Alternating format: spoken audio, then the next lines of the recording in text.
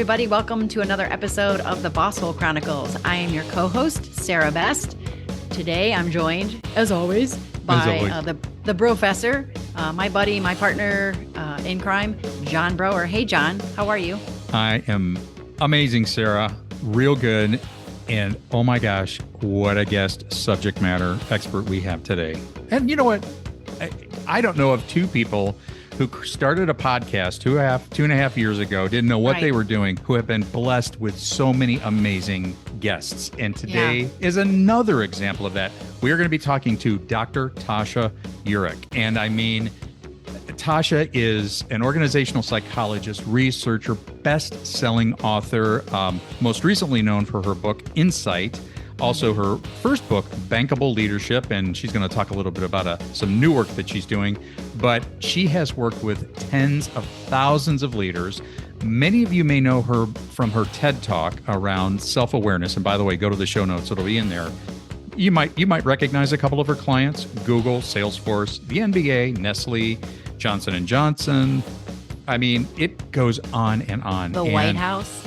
Oh yeah, the White House Leadership Development Program. Yeah. Quite a remarkable individual, and we are so lucky to add her to the list of guests on the Bosshole Chronicles. So what do you think, Sarah? Are you ready?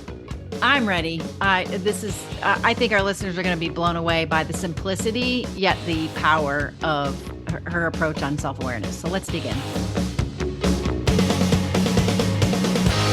The Bosshole Chronicles are brought to you by real.good.ventures, a talent optimization firm helping organizations diagnose their most critical people and execution issues with world-class analytics. Make sure to check out all the resources in the show notes and be sure to follow us and share your feedback. Enjoy today's episode.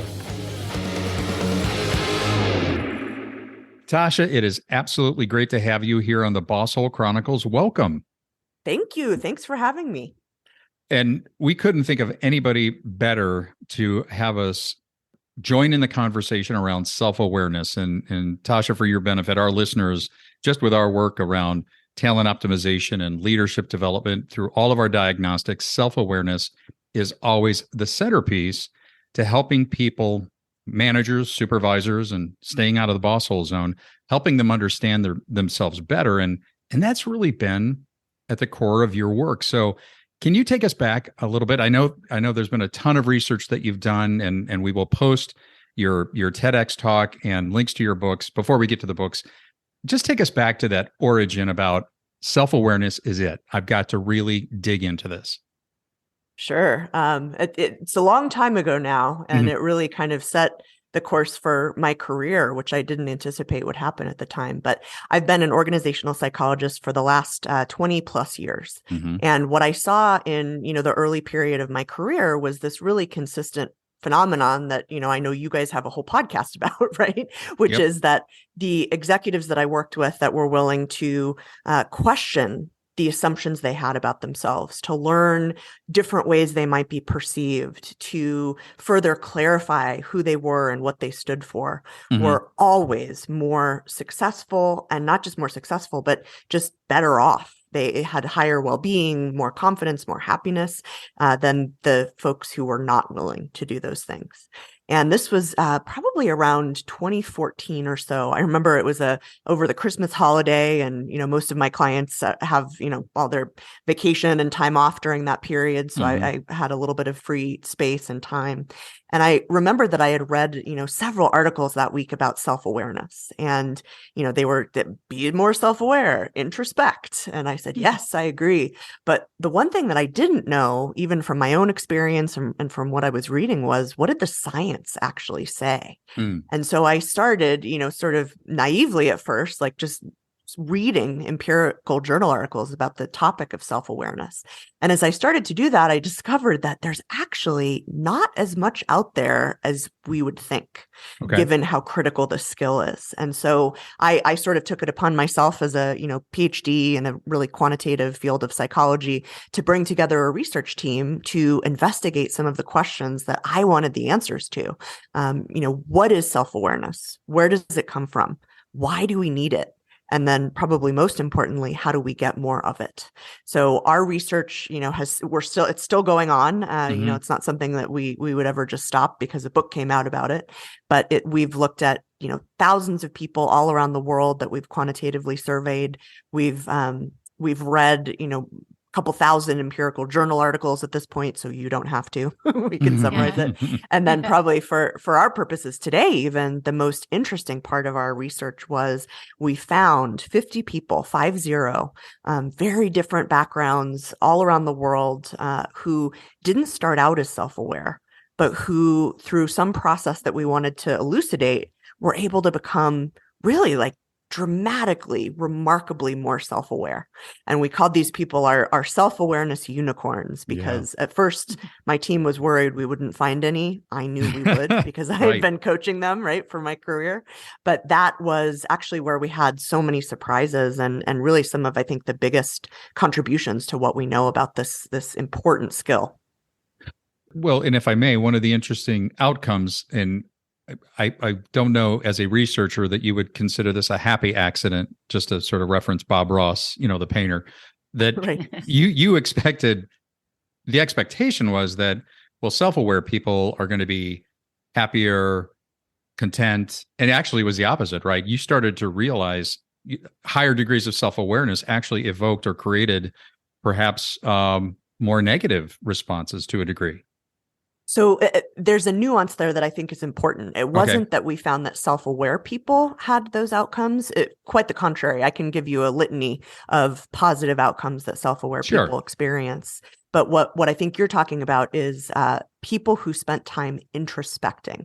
So this idea that, it goes all the way back to Sigmund Freud, that all we had to do is sort of lay on a couch and talk about our mother, think about why do we do the things we do? And it really that psychological excavation activity, that was what we discovered was not just negatively associated with self-awareness, but it was negatively associated with well-being.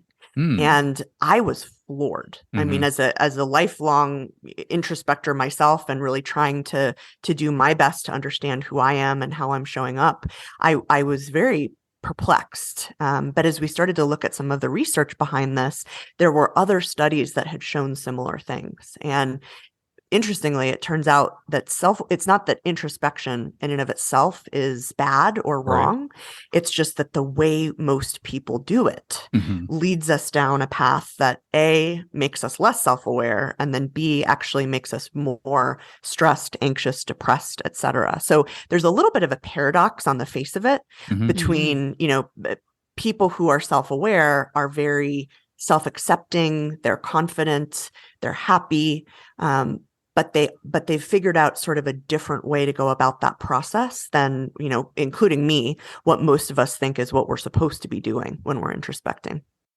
Is this a good place to also identify, so introspection versus monitoring your inner dialogue, which is something you talk about? Yes. And we were talking about that a little bit before the show. You had a really excellent question and it made me ponder a little bit, which was, what does self-awareness for our thoughts look like? Yes. And, there are aspects of this, and I'm sure we'll get into it with where introspection is less helpful. Like, why did I say what I said in that meeting? Or, why am I feeling the way that I'm feeling? That are much less helpful, scientifically, empirically. But what is really helpful, the research has shown, is to monitor our inner monologue. And, that includes everything from just what are the thoughts that you're thinking today? What are those conscious, accessible things? Like, I woke up this morning, I'm so burnt out. I'm so tired. That's interesting. Okay, so I'm aware of that thought. I'm going to keep an eye on that and see if I'm still feeling that way tomorrow or next week or 2 weeks from now. It could also include our inner monologue response to the world around us, right? What are the stories that we're telling about the people that we encounter or the things that happen to us? That's an area where, again, as long as we don't overanalyze it, which is, by the way, not self-awareness, as long as we don't overanalyze it, those can give us really valuable clues just about how we can live the best life possible and how we can be the most empathetic, compassionate leaders as we possibly can. I'm grateful that you differentiated monologue from dialogue, because it's really not a dialogue. It is a monologue. And the attention to that monologue then creates insight and potentially new action. That's probably a whole nother conversation, isn't it? How do we bring that to our conscious awareness, and how do we translate that into new behaviors or new approaches? Let me give you one simple tool that might just, this is, to your point, just scratching the surface, but I call it the best friend test. And this tool is especially helpful for anyone, just hypothetically, I'm definitely not like this, that, sort of overanalyzes or over ruminates, where we're kind of beating ourselves up for things that weren't perfect, et cetera.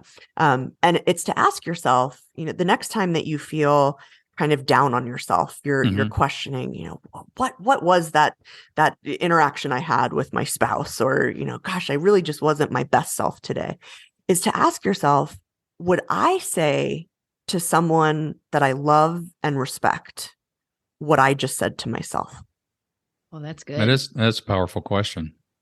And I think it, even just the question unearths what can be less than positive thought patterns and, in that inner monologue. And, if we're paying attention to it, I think that's more than what most of us do on a daily basis, let alone say, what do I want to do about this as the next question?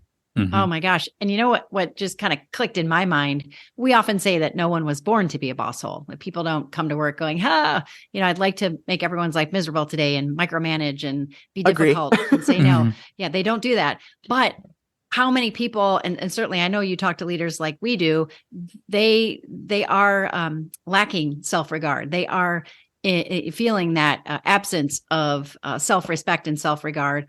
Or they may not be conscious of it, but this is where that all happens. What you just described is what can pull a leader's presence and behavior and attitude and response to things away from the good, because they're stuck in a loop of beating oneself up. I think that was a really great question and a great tool that probably a lot of people don't know they need to try out. Does that make sense? Yep, it does. It does. So, what I would say to anyone listening is give it a whirl.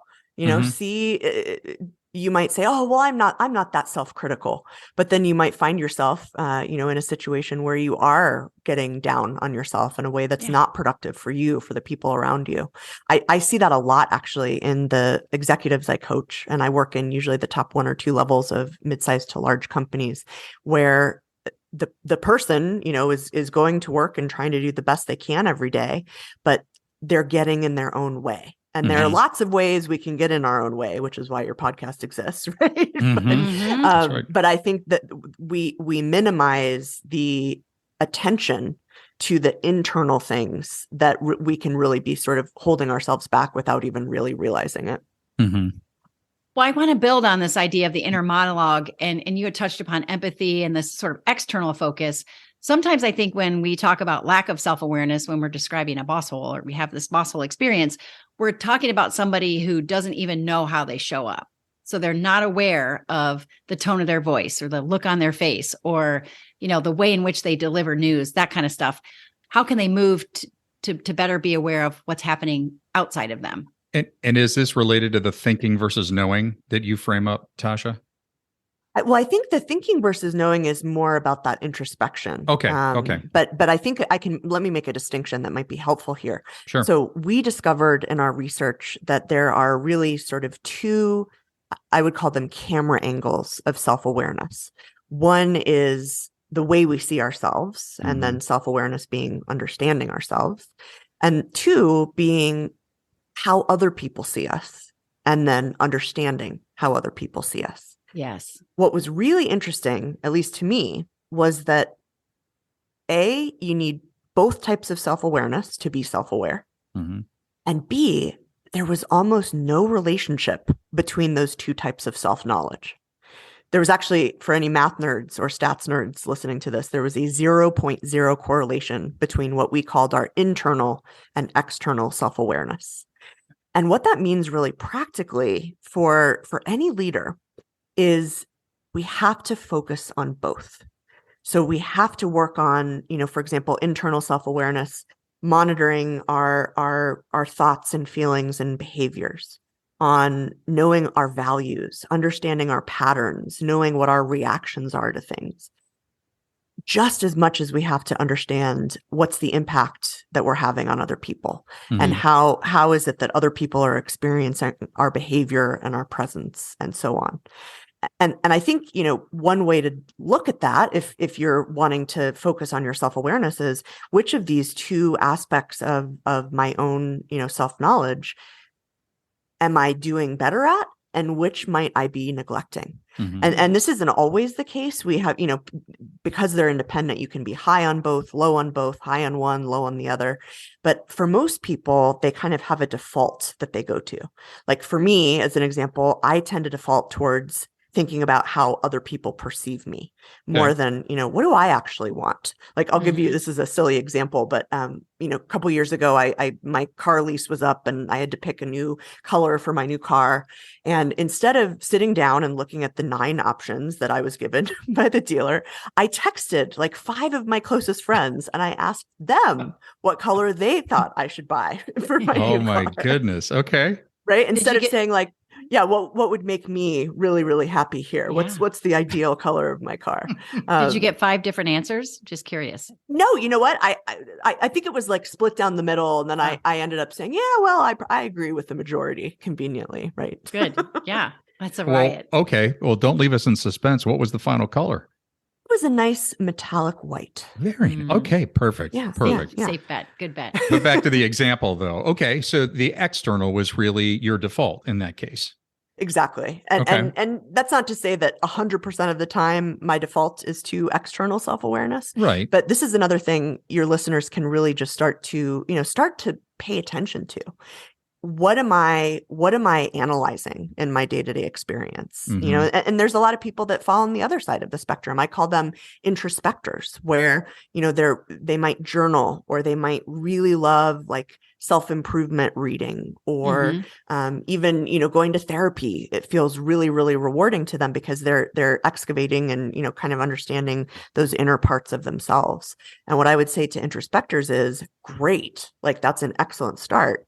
And, just like I need to pay attention to my own inner experience, they can probably do well by adding in that other angle of, how do I know how other people see me? Am I really asking for feedback that much? Am I really listening to feedback when I get it?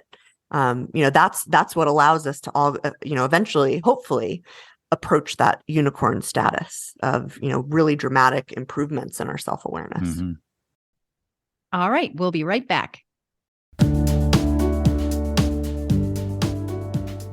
With employee disengagement at its highest level in 9 years, your company can't afford to miss the mark when it comes to optimizing your hiring, management, and team performance practices.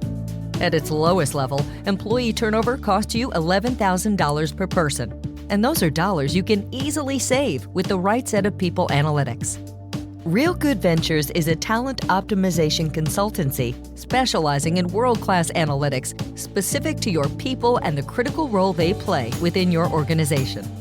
Gain confidence in your hiring practices, keep the boss holes from driving your talent away, design your teams for flawless execution, and create a culture that offers meaning and fulfillment. Real Good Ventures has a family of validated diagnostic tools specific to the human aspect of business, because we know that all business issues are people issues. Visit us today at www.realgoodventures.com and bring meaning and fulfillment back into your workplace. Okay, let's get back to the program. Well, this is a great segue or an opportunity to plug. You actually have developed a validated 70-item self-awareness assessment. But if listeners go to your insightbook.com site, they can actually take the quiz, and it requires input from someone else. So it's an opportunity to really look at both channels. Exactly. Yeah. It actually took us almost 5 years to develop this really lengthy self-awareness assessment. It was a multi-rater assessment. Yes. It measured, 7 different types of self-knowledge. And as part of the release for my book about all this insight, several years ago, we said, hey, why don't we take like a 5-minute version of that? We'll take a couple items from every scale, and then we'll create kind of a computer program where you can fill it out. It takes 5 minutes for you, and then you actually can send it to someone via email who knows you well, and then they answer those, I think it's 14 questions about how they see you. And it's really cool. It spits out this report that gives you kind of a high level picture of your internal and external self-awareness. And then based on your results, usually 2 or 3 specific things that you can do to, make some improvement if that's what you decide to do. And we initially thought it would just be this like gimmicky marketing thing, to be honest, but so hundreds of thousands of people have taken it. And I get messages all the time from people just saying, I always tell people, please don't make any major life decisions based on this, because this is literally a 5-minute like party trick version of the assessment, but it can just be a data point, right? And people say, oh my gosh, it was so helpful. Or there's some people like frequent flyers who will take it, but every time they take it, they have a different friend rate them. Right. They're waiting for that correct external input. That's right. Exactly. Yeah. They will keep searching until they find it, but it's totally free. And we continue to keep it out there and supporting it just to hopefully give resources to make the world a little bit more self-aware. And just as a quick reminder to all our listeners, go to the show notes. You will see the links to Tasha's books, to insight.com, because we absolutely, just based on what it can do and what it offers, go there. You'll want to get that. Go ahead, Sarah. I'm sorry I interrupted you. No, I was just going to say, for anybody who's, cautious or concerned or intimidated about this idea of self-awareness, and maybe they know they need to grow that capability, this is a way to dip your toe in the water with a safe person. I love that. Because you can pick, right? You get to decide who is that other rating. That's right. So, Tasha, Insight was actually your second book. Correct. Bankable Leadership was number 1. Can you just give we'll put links to both, but tell us a little bit more about Insight. In addition to what people can get in terms of a practical tool, just a little bit more of origin of its writing and what that motivation was for putting it together. Oh, I love that question. It really takes me back. It was interesting. When I started this research program, I sort of had it in the back of my mind that it could be a book, but I wasn't really sure. As a scientist, I thought, well, it depends on what I find. If I find a bunch of like really boring stuff, nobody's going to want to read it. But if I find some really interesting, sexy stuff, then maybe it is a book. And what was fun about that process was, as I've sort of explained already, there were a lot of twists and turns and a lot of surprises, a lot of things that really sort of fundamentally challenged the foundation of how most people see self-awareness, including me at the time.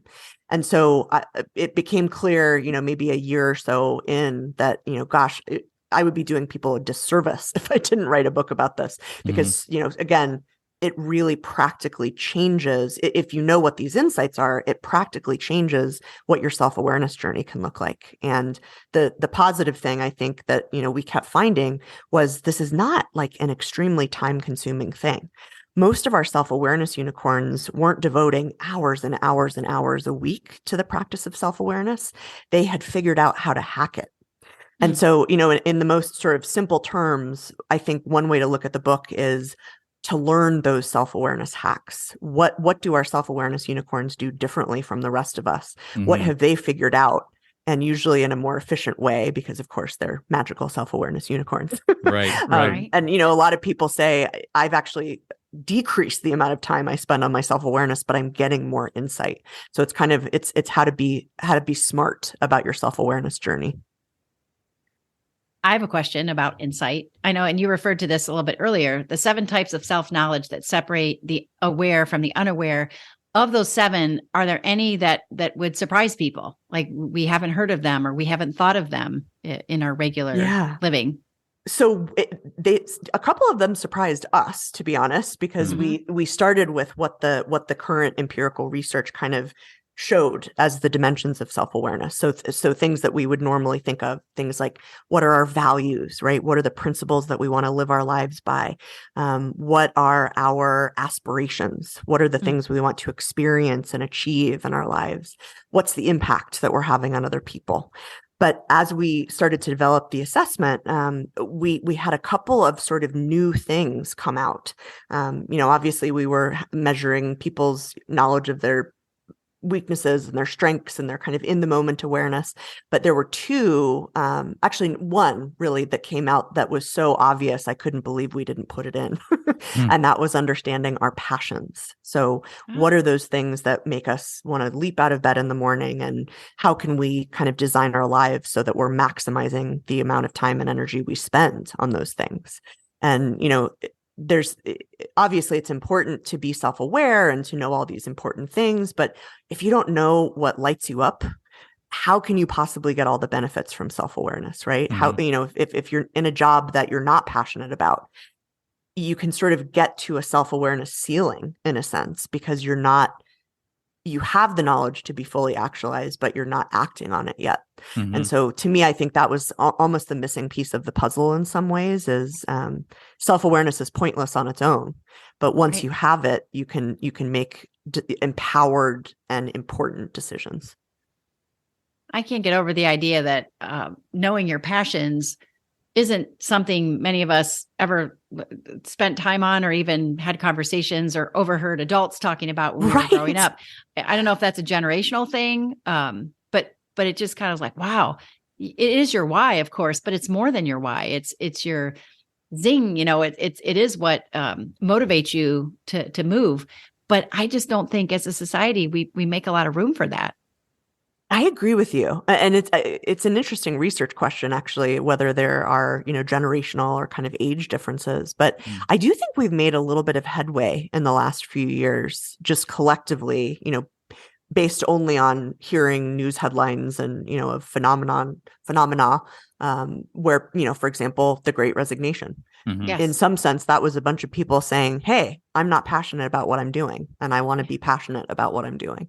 Now, granted, there's also the headlines coming out now about all the people that regretted their Great Resignation.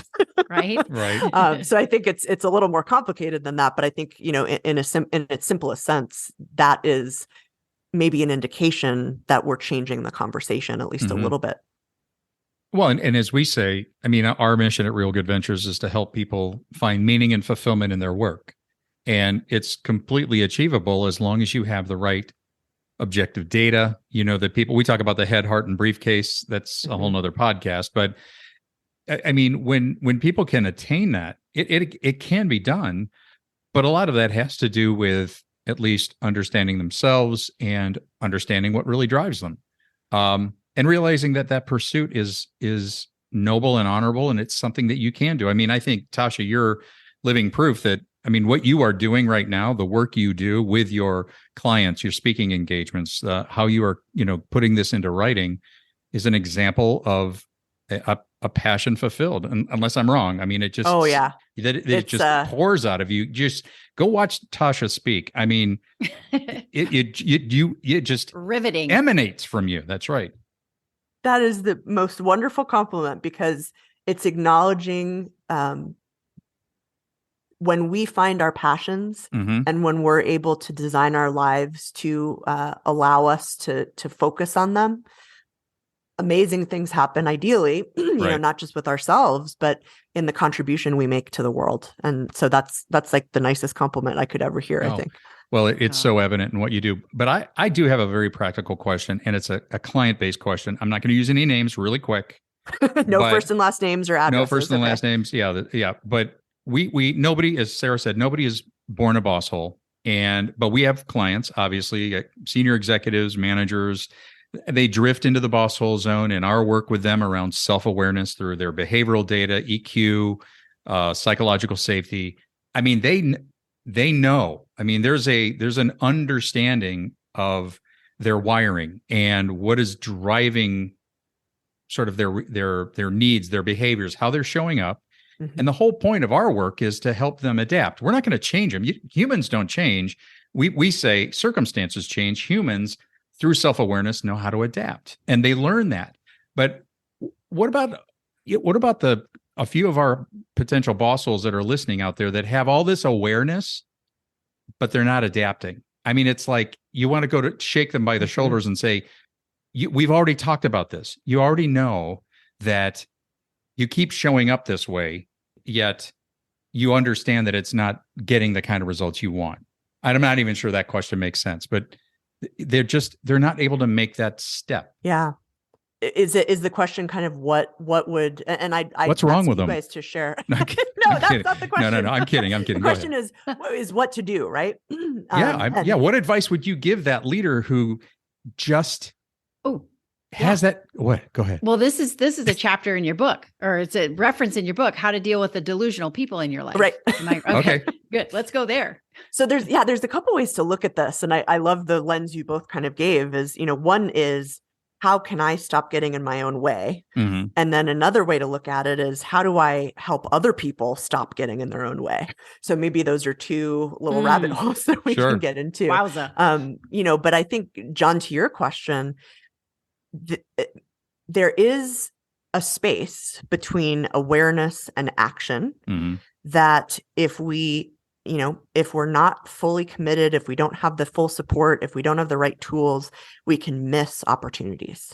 And that's really the way I look at that is when but you're not sort of deciding what you want to do about it, then you're missing that opportunity for being more effective, for being more confident, for being more successful. Yeah. And so the question then becomes, I think, how do you give yourself a better shot? What I see quite often, and this is usually isn't in my clients because I simply don't let them do this, but what I see is people trying to take on too many things at the same time. So if I, let's say I take the insight quiz on Tasha's website and I learned that, my internal self-awareness is lacking. So I say, okay, what I'm going to start doing is I'm going to start journaling. I'm going to find a therapist. I'm going to go on long nature walks, and I'm going to go to a meditation retreat.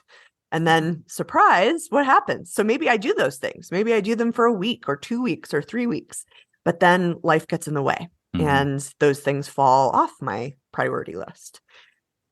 Oftentimes, when people take on too much, the boomerang effect can be more demotivating than as if they had never even done those things. Wow. Right? Interesting. Yeah. And so what I think I would say to anybody who's listening and wants to feel like they're making more progress on that journey is make it easier for yourself. I know that everyone listening to this is motivated and successful and focused. And, sometimes those things can work against us in a situation like this. So it's not a crime to make things easier for yourself. It's, in fact, if you do what I do with my executive coaching clients, you're focusing on one thing, one thing at a time. And hopefully it's one thing that's going to make a big difference, but it's also one thing. Yeah. So maybe it's, and make it an easy goal. If I pick journaling, because I want to be more in tune with kind of my inner world and experience, don't write every day, for goodness sake. Say, I'm going to write, every time something happens that I want to better understand. So then you're not locking yourself into something. Obviously, you want to check in and say, well, it's been 3 months since I've written in my journal. That's not good. Right. But to sort of take away the, the pressure or the weight that you might feel from doing it, to making it something that's actually valuable and doable. If our listeners can just tune in to the very practical insight, powerful insight you just shared, that's how you write. Like how you speak about this in plain English, and it's so digestible. Yes, I could see myself doing that. I want our listeners to know that's how you speak. That's how you write. They need to grab onto these ideas. They need to get your book. They need to listen and tune in, because it's not that hard. I mean, it really is doable. You make it so possible. Yeah, I have a friend who jokes about my job all the time, and he says, it is really not rocket science what you do. Man. Wow. It belies the 20 years of experience and the PhD, of course, but in a sense, he's right. I think our jobs are to help simplify this process for people. And there's something really powerful about that, is to say, oh man, this doesn't have to feel so terrible for me to work on my self-awareness. This is actually engaging or fun.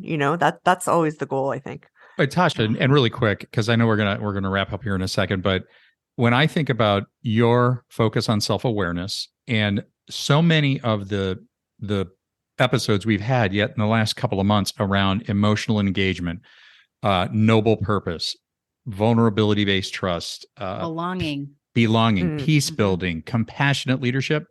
This is not your leadership or management development of the last century. This has to be the way we evolve our leaders and our managers. And it's been there. And the good ones, the unicorns, have always understood that secret.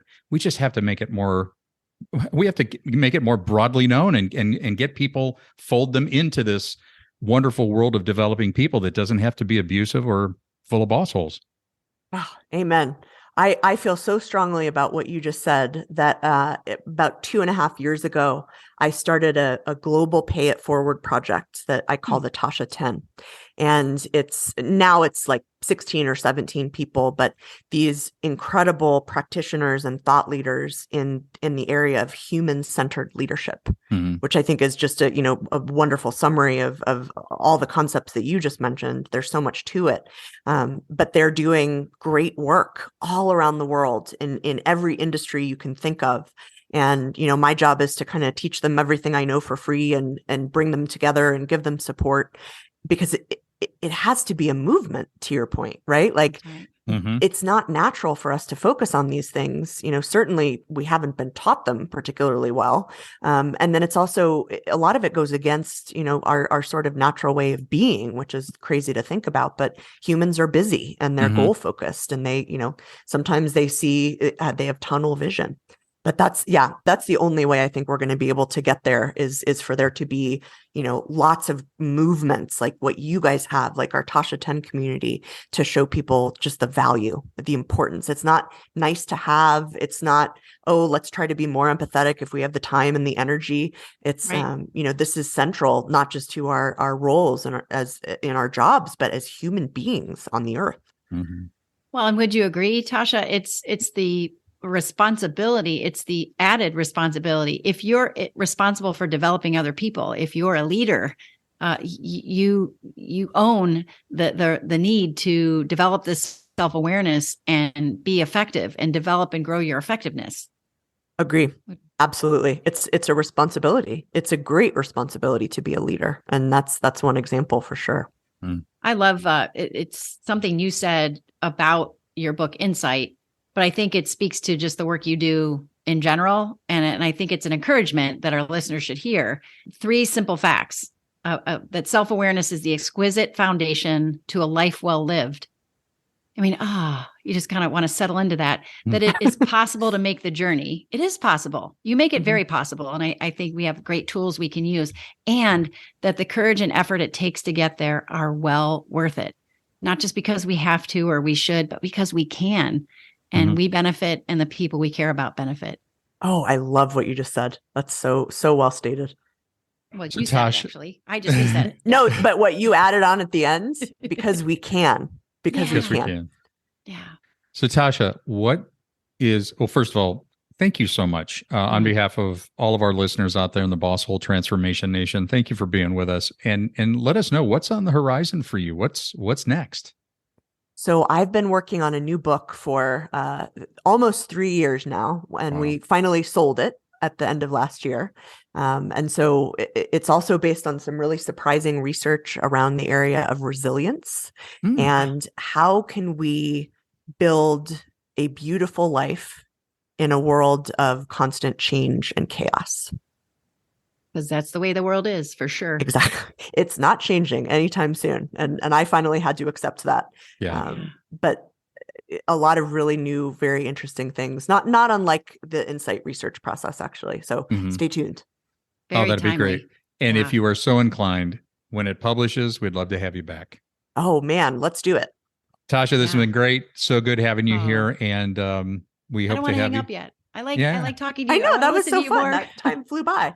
And just all the best to you. Absolutely. Thank you both. Really nice to meet you. Such a great discussion. Thank you. Yep. All right. Good luck. See you soon. Take care. Bye. Bye. And we'll see you next time on the Bosshole Chronicles. We'd like to thank our guests today on the Bosshole Chronicles. And if you have a Bosshole Chronicles story of your own, please email us at mystory@thebossholechronicles.com. Once again, mystory@thebossholechronicles.com. thebosshole chronicles.com. We'll see you again soon.